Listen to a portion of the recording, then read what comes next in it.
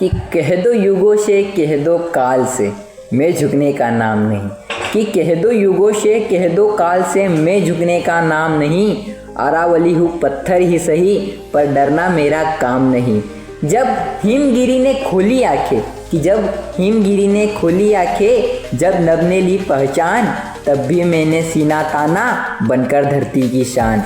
मेरी छाती पर लिखी गई है, कि मेरी छाती पर लिखी गई है सभ्यता की पहली गाथा। मेरे रक्त में बहती आई वीरों की अमर गाथा।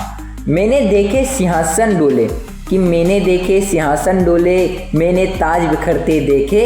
मैंने देखे सिंहासन डोले, मैंने ताज बिखरते देखे। मैंने समय के चरणों में राज्य और सपने उतरते देखे।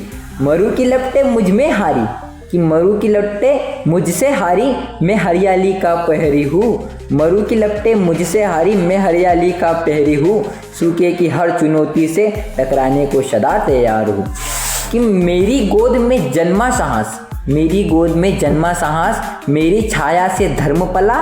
राजपूतों की तेज तलवारें, राजपूतों की तेज तलवारें मेरे मौन से ही निकला।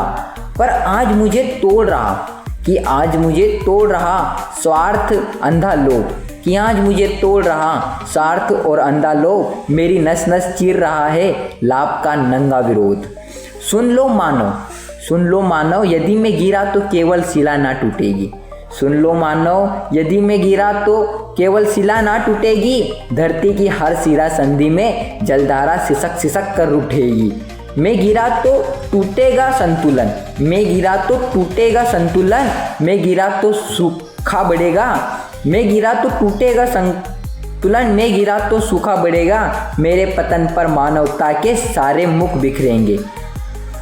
इसीलिए चेतो अभी समय है, इसीलिए चेतो अभी समय है, मेरी सीमा मत लांगो अरावली हूँ। कि इसीलिए चेतो अभी समय है, मेरी सीमा मत लांगो अरावली हूँ। क्रांति नहीं चेतावनी हूँ, मेरे धैर्य को मत आको।